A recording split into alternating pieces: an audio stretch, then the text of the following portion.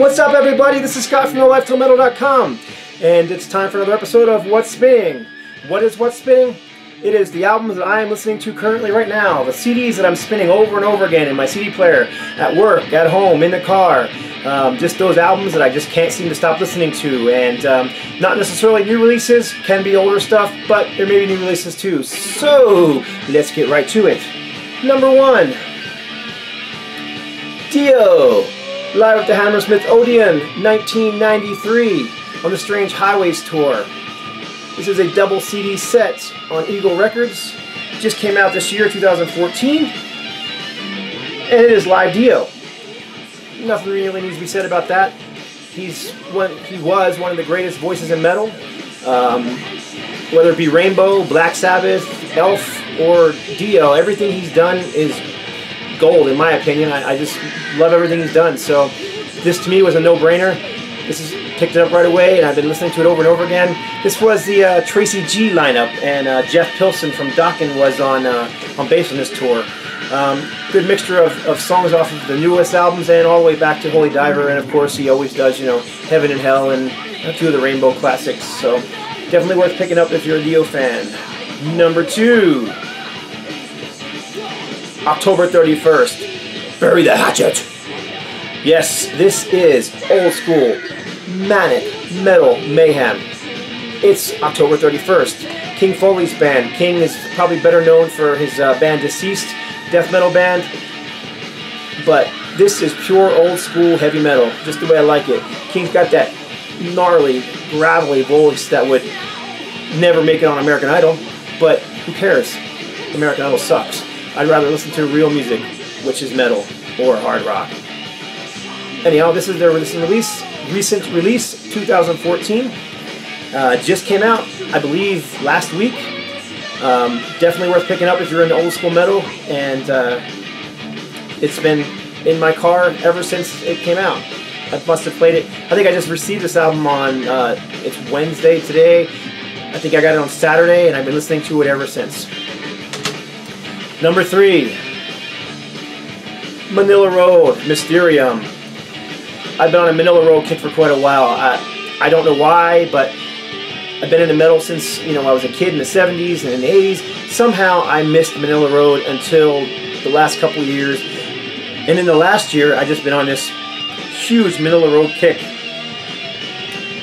picking up as much of their stuff as I can find it. This here happens to be their most recent release, 1993.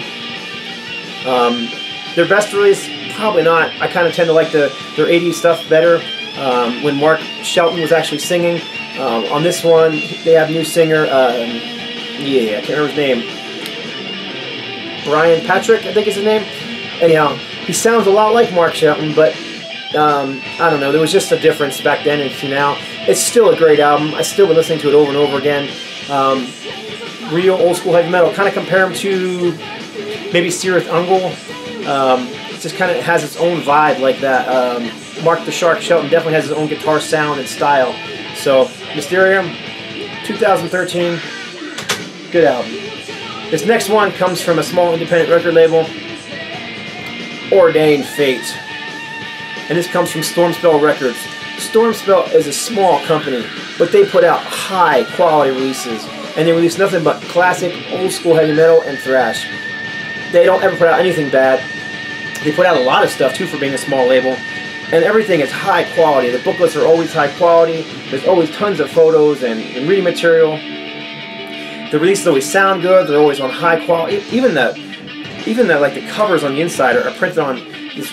I don't know if you can even translate this onto a video, but it's just this super hard, heavy stock, almost a laminate on top. It's just quite nice. And the music you're listening to in the background is Ordained Fate. Ordained Fate is an almost all-girl heavy metal band. Drummer is the only male in the band, and I believe he was the husband of the guitar player. Can't recall their names at the time. But Ordained, these demos were recorded in late 80s, early 90s, before they were signed to Wonderland Records. I believe they put out their first album in 1990, I'm going to say 1991, 92, 93, somewhere in that area. And then they put out their second album around 1995. And that was the last I actually heard of them. So until this year, when Stormspell Records put out these old demos, and as you can hear from the background, they sound fantastic. The sound quality is great. It's as good, if not better, than some of the stuff they actually released back in the 90s. So again, Ordained Fate. And number 5, this is the last one for the evening. And this is not metal. This is something a little different, but this is another band that I've just loved forever. And this is their latest release, 2014. Yes, Heaven and Earth. Again, it's not heavy metal, it's not hard rock, it's just, yes, melodic, atmospheric, relaxing. It's just something you listen to when you want to chill out. The band this time around is missing vocalist John Anderson, which almost seems blasphemous to me. I mean, John Anderson and Yes just seem synonymous. You know, you can't have one without the other. But the vocalist they have to replace him, his name is John Davidson, I believe. And John Davidson, he sounds just like him at times. It's almost uncanny. But then at other times he has his own style. So, you know, I don't know. Regardless of whether or not John Anderson's singing for him or not, it sounds good. It still has Steve Howe on guitar and his wonderful guitar solos. It still has Chris Squire on bass, who's one of my favorite bassists. The guy is he's just a monster on a Rickenbacker. You know, Rickenbackers just have that growl when you play them, and Chris Squire's always had that sound. And then Alan White, of course, on drums. And yeah, so yes, Heaven and Earth, 2014. Hoping this one comes out on vinyl eventually. I haven't seen it on vinyl. So that's it. Those are the 5 CDs that I've been spinning recently. Hope you enjoyed them. I hope you will maybe check them out. And that's it for this episode. Really appreciate y'all watching. Want to say a big what's up to all my friends on the VC. And check out my website, nolifetometal.com, and my discussion board, heartofmetal.net. And that's it for this episode. God bless and stay strong.